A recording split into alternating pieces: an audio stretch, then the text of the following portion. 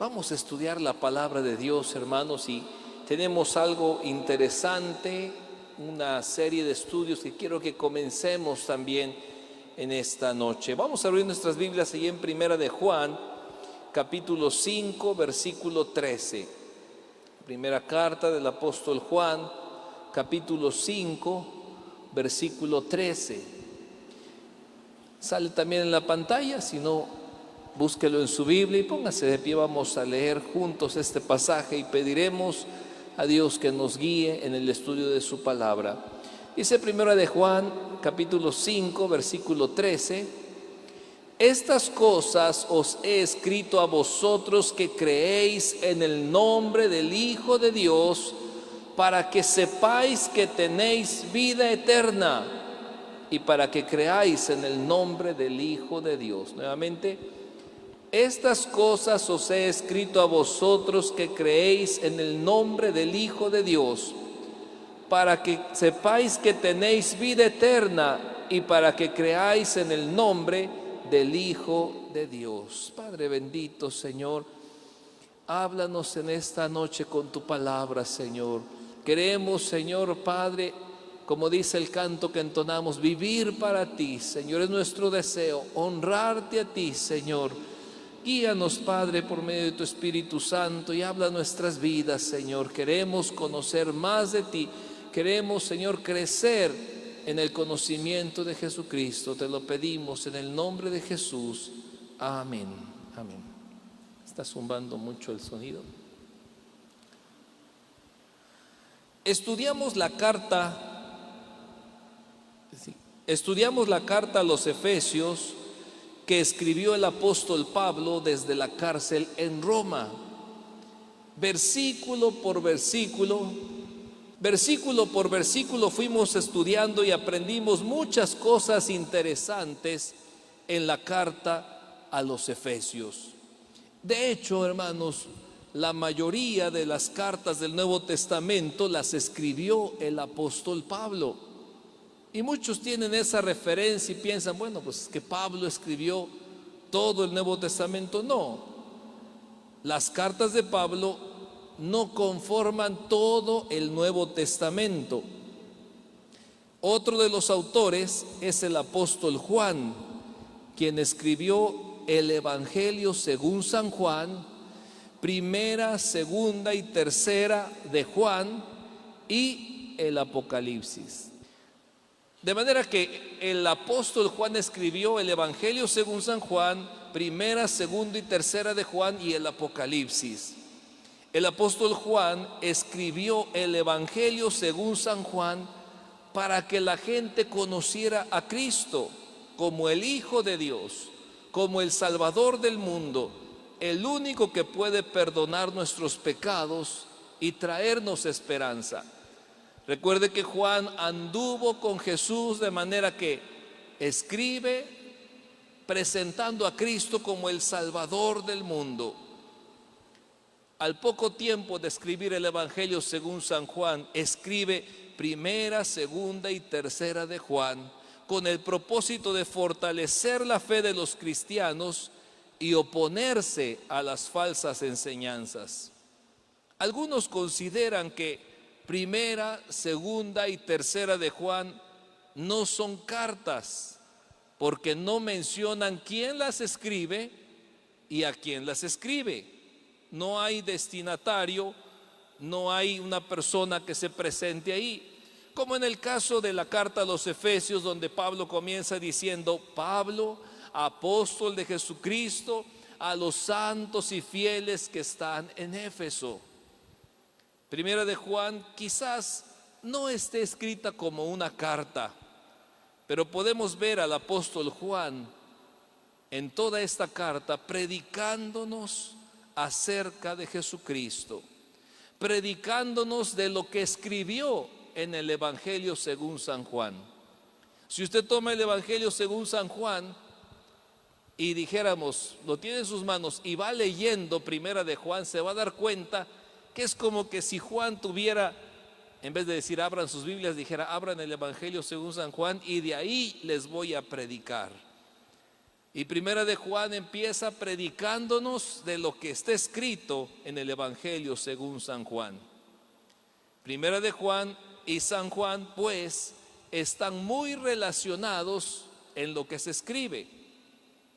Se cree que Juan estaba en Éfeso cuando escribió su primera carta, y escribió esta carta a las iglesias de todos los alrededores de Éfeso, todos los alrededores de Asia Menor, donde Juan desempeñaba un liderazgo apostólico. Por eso no tiene un destinatario específico. No dice esta carta es para la iglesia fulana o para los hermanos fulanos, como diciendo esta carta es para todos los hermanos de la zona, para todas las iglesias, y por lo tanto también es para la iglesia Solo Cristo Salva. Cuando Juan escribe esta carta, hermanos, trasládese ese momento. Recuerde que la carta a los Efesios la escribió Pablo estando en la cárcel. Pero cuando Juan escribe esta carta, no está en la cárcel, está en Éfeso. Y cuando él escribe, el templo que había en Jerusalén ya había sido destruido. Ustedes recuerdan que Jesús dijo, no quedará piedra sobre piedra. Pues cuando Juan escribe Primera de Juan, ya estaba destruido. Aquel templo donde Jesús fue presentado cuando nació, aquel templo donde echó fuera a los que vendían palomas, ya no existía. Juan escribe esta carta ya anciano, y la historia dice que posiblemente era el último apóstol sobreviviente. Los demás habían sido asesinados. Todavía cuando él escribe Primera de Juan, no había sido deportado a la isla de Patmos, donde viviría exiliado y donde Dios le revelaría lo que escribió en el libro de Apocalipsis. Así pues, vamos a estudiar, hermanos, la primera carta del apóstol Juan, y que Dios nos guíe en este estudio de ir llevando versículo por versículo para ir aprendiendo más de la palabra de Dios. Punto número 1, el propósito de Primera de Juan. ¿Cuál es el propósito de esta carta? En el tiempo en que Juan escribió esta primera carta y en los lugares donde lideraba, había muchas religiones y la gente era tolerante a las religiones. Es más, la gente era abierta a las nuevas religiones y decía, bueno, ¿tú crees esto? Ah, pues qué bueno. ¿Tú crees esto otro? Perfecto. ¿Tú crees en Diana de los Efesios? Adelante.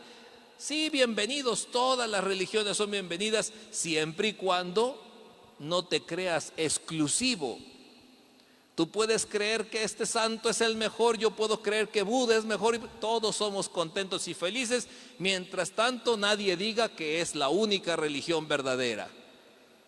Esto llevó, hermanos, a que algunos empezaran a mezclar religiones e incluso torcieran enseñanzas para inventar nuevas religiones.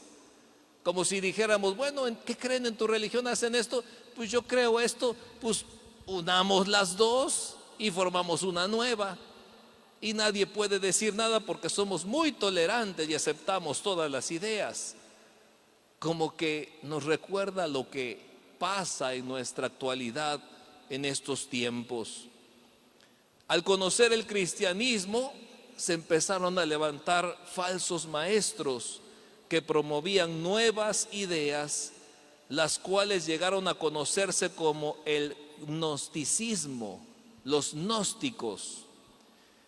Gnóstico significa en griego conocimiento, y los gnósticos se metieron en las iglesias para destruir los fundamentos de la fe. Por eso cuando Juan escribe el Evangelio según San Juan dice, conozcan a Cristo, y cuando escribe Primera de Juan dice, hermanitos, por favor tengan cuidado. Yo quiero que estén seguros en quién han creído, porque hay ahí en la iglesia gente que está metiendo ideas erróneas. La herejía de los gnósticos incluía dos ideas. Les dije que la gente empezaba a mezclar religión una con otra y formaban nuevas y sacaban otras ideas. Y estos gnósticos tuvieron mucha fuerza en ese tiempo. Por eso Juan escribió esta carta. ¿Qué ideas de herejía tenían los gnósticos? Habían dos ideas principales. La primera idea era que afirmaban que el cuerpo físico de Jesús no era real, sino que parecía real. Mira que Dios se hizo hombre, pero no tuvo un cuerpo de carne como el nuestro. Era una similitud, dijéramos, se parece como que es humano, pero no es humano. Es más, otra forma de esta herejía la enseñaba un hombre llamado Centrino. Y este hombre decía que el Espíritu de Cristo, el Salvador del mundo, descendió sobre Jesús en el bautismo. Dice, mira, Jesús nació como el hijo de un carpintero cualquiera y por eso no se menciona nada de su vida. Pero cuando se bautizó, en ese momento descendió el Espíritu del Cristo. Y como ya no era Jesús, sino que era el Cristo que había tomado su cuerpo, pues hizo señales, hizo milagros, hizo esto, hizo lo otro. Y justo antes de ir a la cruz, el Espíritu del Cristo abandonó el cuerpo. Como si todo el ministerio de Jesús fue posible porque estaba poseído por el Espíritu de Cristo. No era realmente, dijéramos, el Hijo de Dios. Un espíritu se le metió cuando se bautizó y ese Espíritu de Dios se fue antesito que él muriera. Y esas ideas, hermanos, la iglesia se lo creía. Y como dicen, una verdad a medias no es verdad, es mentira. No es cierto eso que ellos decían, porque si no, ¿cómo fueron expiados nuestros pecados? Como dice el Antiguo Testamento que Jesús es el Cordero de Dios, el sacrificio que tenía Dios preparado. Todas esas ideas torcidas estaban haciendo que la iglesia se confundiera. Otra herejía que decían estos gnósticos, la segunda herejía, decían que la materia era mala y solo el espíritu era bueno. Sí, mira, tu cuerpo se enferma, se pudre, es un cuerpo que tiende al pecado, pero ¿sabes qué? Tu espíritu es el bueno. Como los que dicen, tú céntrate ahí, haz meditación, mi espíritu saluda a tu espíritu. Ay, sí, eso, así decían ellos. Mira, el espíritu es puro, es bueno, pero el cuerpo no. El cuerpo es el malo, el cuerpo es del pecado. Y eso llevó a algunos que trataran a su cuerpo ásperamente, como decir, pequé, me voy a dar latigazos a este cuerpo, que se golpee, porque mi espíritu está puro, pero este cuerpo se quiere batir en el lodo. También decían en esta segunda idea de herejía que el pecado que el cuerpo comete no tiene relación o efecto en el espíritu de la persona. Por lo tanto, el pecado no importa. Sí, cometí un pecado, me fui, me metí con mi novia, hice esto, hice lo otro, pero no era yo. Es este cuerpo, pues, que es la materia mala. Mi espíritu está santo, pero mi cuerpo es el que hace las cosas malas. Por lo tanto, si cometo pecados, no importan porque no era yo, era mi cuerpo. Eso hizo, hermanos, que se desenfrenaran muchos, ahora sí que en la inmoralidad, porque decían, de ahí vistamos como queramos, hagamos lo que queramos, total, todo está permitido. Mi espíritu está santo con Dios. Me recuerda lo que se ve hoy también en algunos cristianos. No importa que yo me eche una cerveza, no importa que yo vaya a algún lugar, mientras mi espíritu esté en paz con Dios, perfecto, mi espíritu está puro. El cuerpo es el que le gustan las cosas malas. Esas ideas torcidas, hermanos, la iglesia se las estaba creyendo, y esas ideas te apartan de la verdad de Cristo. Por eso algunos llegaron incluso a negar, ¿sabes qué? El pecado ni existe. Son cosas de la vida, no existe el pecado. Juan escribió esta carta para recordarnos a los creyentes y para decirle al mundo que el cristianismo no es una religión más. Es más, dice Juan, yo en esta carta quiero aclararte, mi hermano en Cristo, dice, que seguir a Cristo no es como seguir a Buda. Seguir a Cristo no es como seguir a la Virgen. Seguir a Cristo o a cualquier otro que haya, seguir a Cristo es únicamente la verdad. Este mundo va a ofrecer diversos dioses, diversas ideas, pero la única verdad está en Jesucristo. Seguir a Cristo y andar en Cristo es seguir la verdad. No hay muchas verdades, hay solo una verdad, y esa está en Jesucristo. La gente de ese tiempo decía, es que Jesús fue un buen hombre. Mira, yo no lo niego, Jesús fue un buen hombre, me gustaron mucho sus enseñanzas. Bueno, nos preguntamos, ¿Jesús fue un buen hombre? Sí, dicen muchos, uno de tantos buenos hombres que hay en el mundo. No, Juan escribe esta carta para decirnos, mira, que no te confundan, Jesús no fue un buen hombre. Jesús es el Salvador del mundo. Jesús es el Hijo de Dios. Jesús es no una opción para perdonar tus pecados, es el que perdona tus pecados y es el único que puede hacerlo. Solo hay una verdad, solo hay un Salvador, solo hay un verdadero Dios. Aunque en ese tiempo habían muchas religiones y todos toleraban y decían, sí, bienvenidos todos, dice Juan, no, que no te confundan, mi hermano, solo hay un verdadero Dios. En esta carta, pues, Juan despeja las dudas. Preguntas como, ¿Jesucristo es Dios? Ahí despeja las dudas. ¿Vino a salvar a los pecadores? ¿Se interesa Dios en mí? Todos esos temas los va tocando Juan en esta carta. Y a través de esta carta Juan quiere disipar las dudas y dar seguridad al mostrarnos a Cristo de primera mano. Juan no dice, mira, me contaron por ahí que Jesús era el Hijo de Dios. No tendríamos mucha seguridad en lo que digan porque a él se lo contaron. Cuando alguien dice, mira, yo lo investigué y me fui a las bibliotecas y entrevisté mucha gente y hice una labor de investigación profunda y estos son los resultados. A esa persona como que le creemos un poco más porque decimos, dedicó tiempo. Pero alguien que dice, mira, yo ni lo investigué ni me lo dijeron, yo caminé con Cristo, pues es lógico que dice, este tiene 100% la verdad. A él no se lo contaron, él no lo investigó, él caminó con Cristo y de primera mano, de haber tocado la mano de Cristo, comido con Cristo, dice Juan, yo te puedo contar quién es verdaderamente Jesucristo.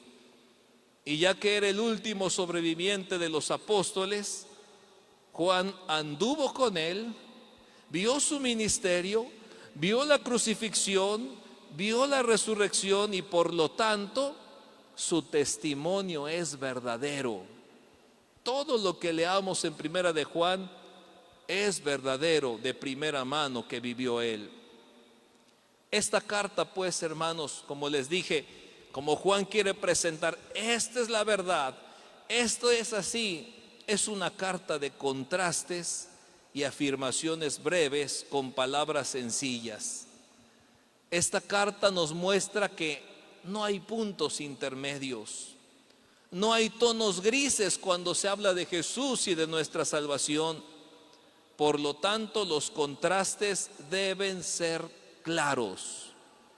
Y Juan nos habla de luz y tinieblas. No hay que, pues, no soy cristiano, que así que súper cristiano, pero tampoco soy mundano. Entonces, como estoy entre, dice Juan, no hay puntos intermedios. Es luz y tinieblas. Es verdad y error. No hay verdades a medias, eso no existe. Es Dios y Satanás, no hay otros dioses. Es vida y muerte, no hay encarnación, eso es una mentira. Es amor y odio, contrastes firmes, donde dice Juan, que no te confundan, ¿estás o no estás? Con toda esta información como introducción, hermanos, podemos iniciar nuestro estudio sobre la primera carta del apóstol Juan. Y aunque no vamos a ver mucho hoy, solo vamos a ver el comienzo del primer versículo. Escuchemos a Juan predicarnos sobre Jesucristo. Punto número 2. El verbo de vida es inmutable. El verbo de vida es inmutable. ¿Qué es inmutable? Que no se puede cambiar, que no se puede alterar.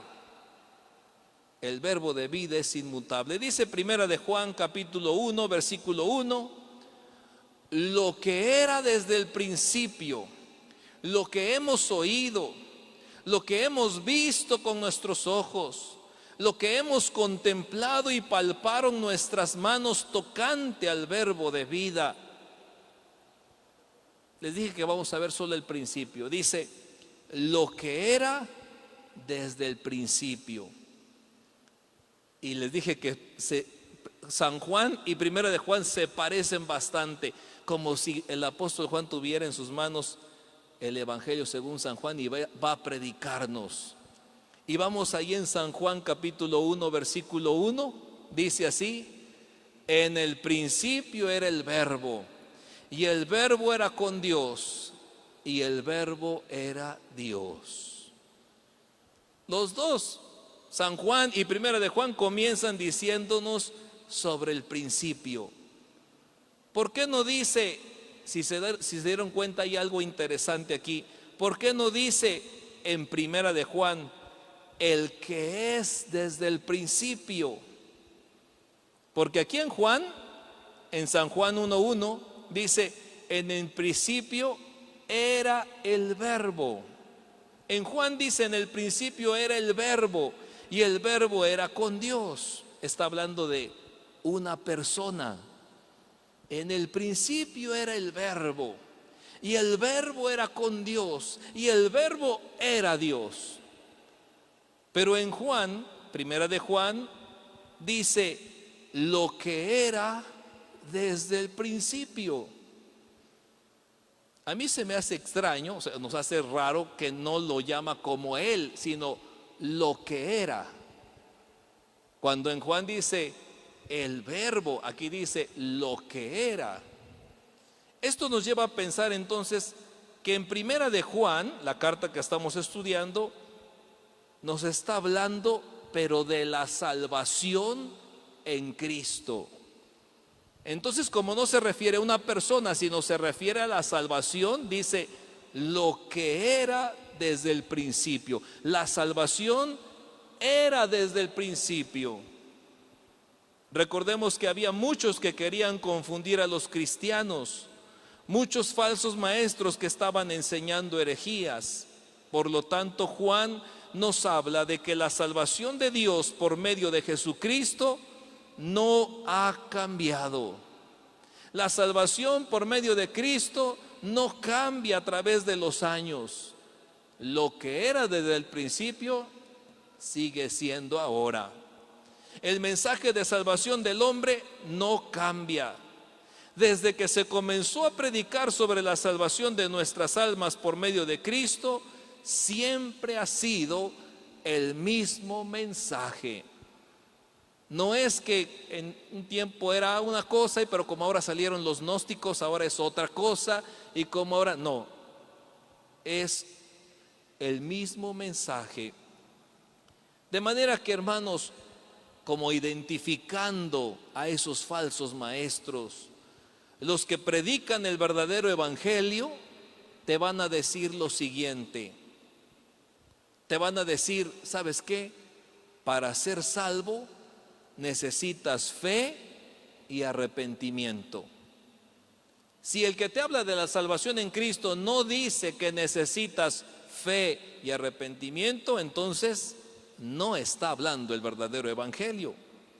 Dice en Mateo 4:17, desde entonces comenzó Jesús a predicar y a decir, arrepentíos porque el reino de los cielos se ha acercado.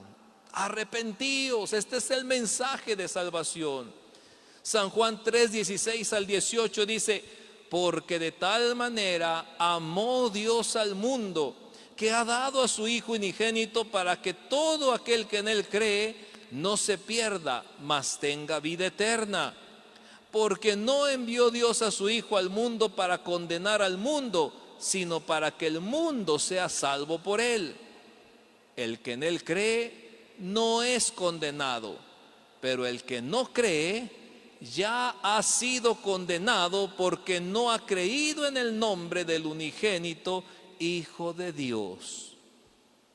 Necesitas fe y arrepentimiento para ser salvo. Hechos 2:38 dice, Pedro les dijo, arrepentíos y bautícese cada uno de vosotros en el nombre de Jesucristo para perdón de los pecados y recibiréis el don del Espíritu Santo. Otra cosa que también los que predican el verdadero evangelio te van a decir es que el reino de Dios está disponible para todos. Si alguien te dice, no es para todos, mira que hay unos escogidos nada más, pero no todos van a ser salvos, ese no es el verdadero evangelio.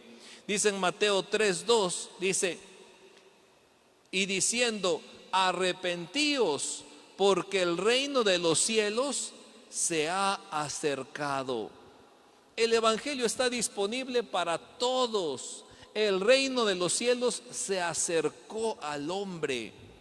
Hechos 19:8 también, Hechos 19:8 dice, y entrando Pablo en la sinagoga, habló con denuedo por espacio de 3 meses, discutiendo y persuadiendo acerca del reino de Dios.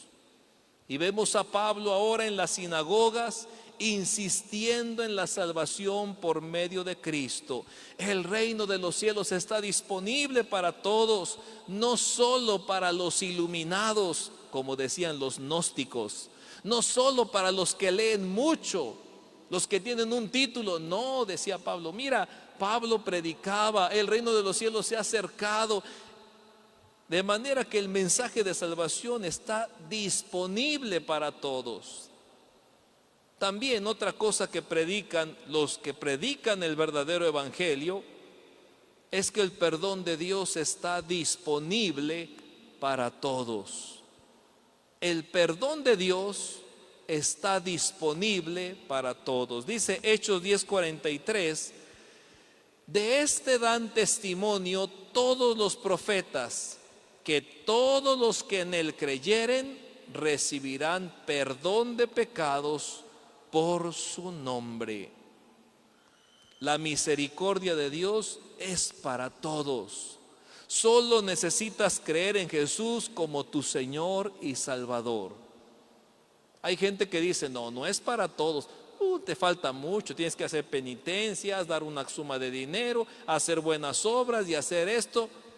Mentira, el perdón de Dios está disponible para todos. Dice Efesios 1:7 también, en quien tenemos redención por su sangre, el perdón de pecados según las riquezas de su gracia. Tenemos el perdón de pecados gratuitamente, solo por la gracia de Dios. Y por último, hermanos, los que predican el verdadero evangelio tienen el mensaje de salvación como un llamado a reconciliarse con Dios por medio de Jesucristo. El mensaje de salvación, que nunca cambia, es un llamado a reconciliarse con Dios por medio de Jesucristo. Dice en 2 Corintios 5, 18 al 20, y todo esto proviene de Dios, quien nos reconcilió consigo mismo por Cristo y nos dio el ministerio de la reconciliación. El 19, que Dios estaba en Cristo reconciliando consigo al mundo, no tomándoles en cuenta a los hombres sus pecados, y nos encargó a nosotros la palabra de la reconciliación. Así que somos embajadores en nombre de Cristo. Como si Dios rogase por medio de nosotros, os rogamos en nombre de Cristo, reconciliaos con Dios. ¿Qué le va a predicar a alguien que predica el verdadero evangelio? Lo que es desde el principio, te va a decir, número uno, necesitas fe y arrepentimiento para ser salvo. Te va a decir también que el reino de Dios está disponible para todos. Te va a decir también que el perdón de Dios está disponible para todos. Te va a decir también que el mensaje de salvación es un llamado a reconciliarnos con Dios por medio de Jesucristo. Los falsos maestros decían, solo la élite espiritual puede conocer lo divino. Por lo tanto, el creyente común no puede entender las cosas de Dios. Eso está reservado para los más espirituales, los más iluminados, no para cualquiera. ¿Cómo me recuerda esto ahora que estudiaba Primera de Juan? Cuánta gente en el pasado y todavía algunos en el presente se van con la finta. Si su líder espiritual le dice, no leas eso porque no le vas a entender, no, pues no lo leo. Y ¿sabes qué? Mira esto, yo te voy a decir cómo vas a ser salvo y vas a traerme esto, vas a hacer lo otro. Sí, lo voy a hacer así. Y cuando alguien le dice, oye, ¿y dónde dice en la Biblia? ¿Dónde está el sustento espiritual? Es que es mi líder espiritual y él está muy consagrado y no creo que él me esté enseñando mal. Por eso, hermanos, tenemos nosotros que ir a la palabra, investigar y leer. Juan dice, escribo esta carta para que todos en la iglesia sepan bien en quién han creído. En conclusión, hermanos, ¿estás seguro tú en quién has creído?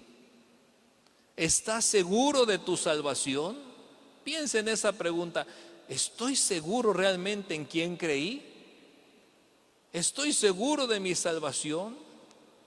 ¿Estoy seguro que el Dios al que sigo es el único y verdadero Dios? ¿Estás seguro que Jesús es el único camino para ir al cielo? El único que puede perdonar los pecados y el único que puede reconciliarnos con Dios. Tu respuesta debe ser un sí de todo corazón a estas preguntas. Porque si tu respuesta es un sí dudoso o un no estoy seguro, creo que también los que se encomiendan a María también van al cielo. Los que le claman a Pedro también van al cielo. No creo que todos esos miles que adoran a Buda se vayan al infierno. Entonces es tiempo que afirmes tu fe. Es tiempo de que estés 100% seguro en quién has creído. No confíes la salvación de tu alma a lo que dice una religión o a lo que dice un hombre. Afirma tu fe en Jesús. Pónganse de pie, hermanos.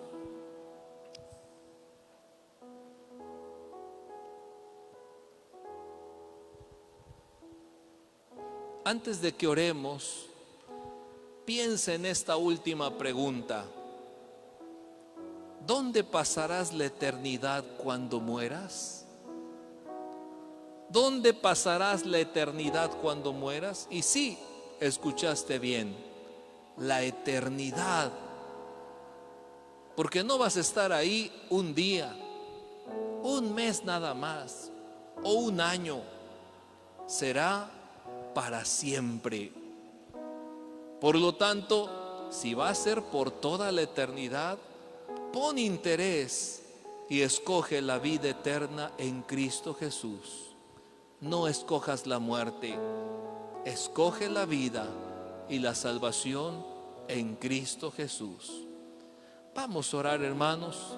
Venga a decirle al Señor: Señor, yo quiero conocerte más. Yo quiero afirmar mi fe en ti. Yo quiero estar seguro 100% que pase lo que pase, yo no te voy a dejar. Y vamos a orar también por las peticiones que han hecho nuestros hermanos. Cantemos este coro mientras se acercan para que oremos. Darte lo mejor de mi corazón es lo que pretendo, Señor. Poder derramar el dardo que en mí hay y ungirte hoy así. Pero es duro mi corazón, pero es duro mi corazón. Necesita de tu amor. Hazlo hoy sensible para ti.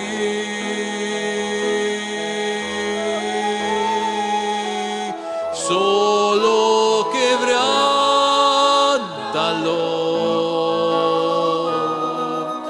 solo quebrántalo, y tu presencia llenará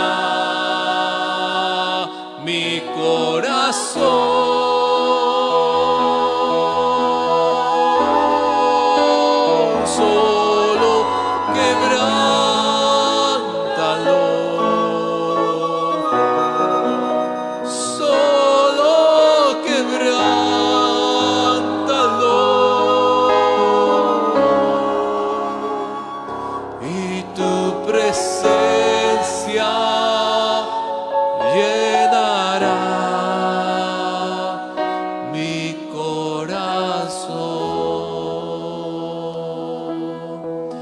Señor bendito, Padre, Señor, como hemos visto en este día, Señor, necesitamos afirmar nuestra fe, necesitamos estar seguros de nuestra salvación, que si la persona que nos habló de Cristo se aparta del camino, nosotros sigamos fieles a ti, que si aún nuestra familia se aparta del camino, nosotros sigamos fieles a ti, Señor.